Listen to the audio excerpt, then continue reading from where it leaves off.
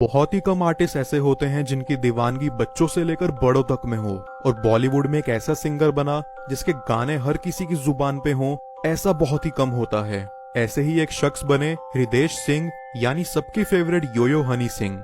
लेकिन क्यों हनी सिंह का क्रेज कुछ सालों के बाद कम होता गया, ऐसा क्या हुआ, यही मैं आज के वीडियो में आपके साथ शेयर करूंगा। तो कहानी कुछ ऐसे शुरू हुई। नवंबर 2011 हृदेश सिंह नाम का एक पंजाबी सिंगर अपने एक पंजाबी गाने से इतने फेमस हो गए कि ये एशियन म्यूजिक चार्ट से लेकर बीबीसी म्यूजिक चार्ट्स तक नंबर 1 सॉन्ग बन गया। तो ये हनी सिंह नाम से सामने आए, जो एक Punjabi singer, rapper, music composer और म्यूजिक प्रोड्यूसर थे। कुछ ही टाइम में हनी सिंह नाम ने बॉलीवुड में अपनी ऐसी जगह बनाई कि उन्हें 70 लाख से भी ज्यादा पे किया जाने लगा एक सिंगल सॉन्ग के लिए। और ये सिलसिला करीब 5 साल तक चलता रहा। और ये फेज ऐसा था कि स्कूल गोइंग स्टूडेंट से लेकर कई बड़े लोग हनी सिंह के गाने गुनगुनाते हुए, उन पर डांस करते हुए देखे जाते थे।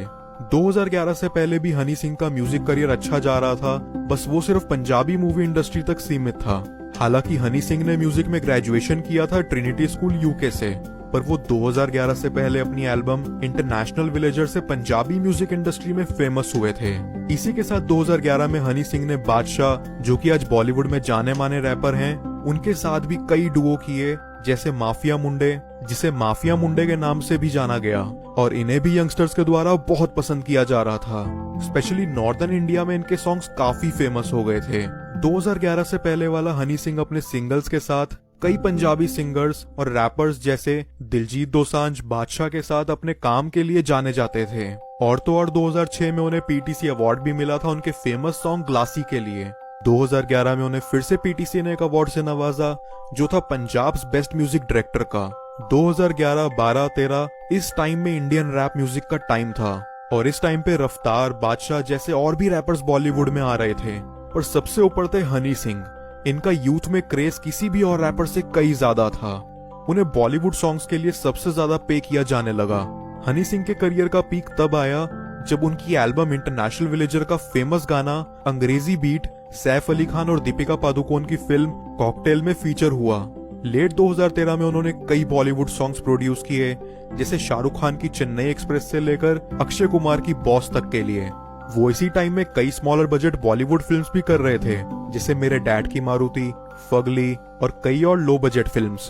लेकिन वो अपनी हाई पेमेंट हर छोटी बड़ी मूवी के लिए डिमांड करते रहे। कुछ ही टाइम में हनी सिंह ने बॉलीवुड को इस तरह रूल कर लिया कि लोगों को लगने लगा कि पता नहीं वो कब से बॉलीवुड में छाए हुए हैं। हनी सिंह एक ऐसा नाम बन गया जिसे कंट्री में हर कोई जानता था। करीब हर एक पार्टी में उन्हीं के सॉन्ग्स होते थे। 2014 में हनी सिंह ने कई फेमस मूवीज में काम किए, और इसी टाइम में उनके बहुत से सॉन्ग्स जैसे love dose, party with Bhoothnath और 4 बॉटल वोडका जैसे गाने इंडिया और इंटरनेशनली काफी फेमस हो गए। लेकिन किसे पता था कि ये कुछ लास्ट फेमस काम होने वाले हैं हनी सिंह के, क्योंकि अर्ली 2015 में हनी सिंह एकदम से बॉलीवुड से गायब हो गए। और हनी सिंह जो नाम अभी कुछ ही टाइम पहले तक इतना फेमस था, अगले 18 महीने तक बॉलीवुड में उनका कोई सीन ही नहीं दिख रहा था। लोग बातें करने लग गए कि ये क्या हुआ, एटीट्यूड, एरोगेंस या फिर कोई एडिक्शन। हर तरफ उनके रूमर्स थे। कुछ लोग बोल रहे थे कि वो रिहैब में हैं, और कुछ वो इतना काम करने के बाद ब्रेक पे हैं। लेकिन बिना किसी चीज का क्लैरिफिकेशन दिए हनी सिंह गायब रहे, और धीरे धीरे लोग भी मूव ऑन होने लगे। इस टाइम पीरियड में और कई रैपर्स जैसे बादशाह, रफ्तार ने इस चीज का फायदा लेते हुए बॉलीवुड पे रूल करना शुरू कर दिया। और रफ्तार ने तो अपनी एक एल्बम स्वैग मेरा देसी में हनी सिंह को चैलेंज भी किया कि अब ये करके दिखाओ, पर हनी सिंह का कोई अता पता नहीं था। हालांकि कुछ टाइम बाद हनी सिंह ने एक सोशल मीडिया पोस्ट के थ्रू क्लैरिफिकेशन दिया कि लास्ट 18 मंथ से मेरी लाइफ का डार्केस्ट फेज था, और वो किसी से बात करने की स्टेट में नहीं थे। उन्होंने कहा कि मैं जानता हूँ मेरे लिए रूमर्स थे कि मैं रिहैब में हूँ, पर मैं अपने नोएडा वाले घर में था। सच ये है कि I was suffering from bipolar disorder, और ये 18 मंथ्स तक चला, जहां मैंने 4 डॉक्टर्स चेंज किए।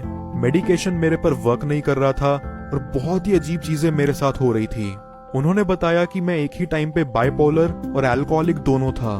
मुझे लगने लगा था कि मैं इस डार्कनेस में हमेशा रहने वाला हूँ, और घर से बाहर जाना तो दूर, मैंने सबसे अपने आप को कट ऑफ कर लिया था। I had a beard and I did not cut it for months. और एक ऐसा इंसान जिसने हजारों की क्राउड के सामने परफॉर्म किया है, वो 3 लोगों को भी अपने घर में फेस नहीं कर पा रहा था। बाइपोलर डिसऑर्डर एक एक्सट्रीम मेंटल डिसऑर्डर है जिसका जनरली कोई क्योर भी नहीं होता है। तो हनी सिंह की एब्सेंस इसलिए नहीं थी कि उन्हें कोई एडिक्शन था या वो रिहैब में थे, बल्कि एक ऐसी चीज की वजह से थी जिसका उनके पास कोई कंट्रोल नहीं था। हालांकि जब से अपनी डिसीज को हनी सिंह ने पब्लिक किया है, तब से वो ट्राई कर रहे हैं बॉलीवुड म्यूजिक इंडस्ट्री में अपने पैर वापस जमाने का, और धीरे धीरे उन्हें सक्सेस मिल भी रही है। क्योंकि अपनी डिसीज पब्लिक करने के बाद पहला प्रोजेक्ट जो उन्होंने किया वो थी एक हिट मूवी सोनू के टिट्टू की स्वीटी, और इसके दो बहुत ही बेहतरीन और हिट गाने बने छोटे छोटे पैग और दिल चोरी। हनी सिंह हमेशा से ही एक डेडिकेटेड म्यूजिशियन रहे हैं, और उनके पब्लिक में अपनी डिसीज डिस्क्लोज करने के बाद उनके फैंस ने उन्हें और भी ज्यादा सपोर्ट किया है, शायद इस उम्मीद में कि वो वापस आएंगे और भी बेहतर म्यूजिक के साथ। किसी ने सही कहा है कि एक बार आप सीख लें स्विमिंग कैसे करनी है, फिर चाहे आप कितने ही सालों बाद पूल में आए, आप स्विमिंग करना नहीं भूलते। शायद सेम ही एक्सपेक्टेशन है हनी सिंह के फैंस को उनसे, और शायद वो फॉरएवर रॉकस्टार रहेंगे, क्योंकि इतने टफ टाइम जीने के बाद भी इतना अच्छा कमबैक करना कोई बड़ा रॉकस्टार ही कर सकता है। और बॉलीवुड के कई फेमस प्रोड्यूसर्स उन्हें वापस चांस दे रहे हैं, क्योंकि उन्हें उनके काम पे इतना ट्रस्ट है कि हनी सिंह है तो बॉस कुछ तगड़ा ही करेगा। पंजाब के छोटे से सिंगर होने से लेके बॉलीवुड पे राज करना, और फिर इतने बड़े डाउनफॉल के बाद इतना ब्रिलियंटली कमबैक करना हर किसी के बस की बात तो नहीं है। हम सब इससे इतना तो सीख सकते हैं कि आपके फील्ड को लेकर अगर नॉलेज है और आपको खुद पे ट्रस्ट है तो आप कुछ भी कर सकते हैं। So keep patience, believe in yourself and keep working. दोस्तों, आपके क्या राय हैं इस कहानी के बारे में, हमें नीचे कमेंट करके जरूर बताएं। धन्यवाद।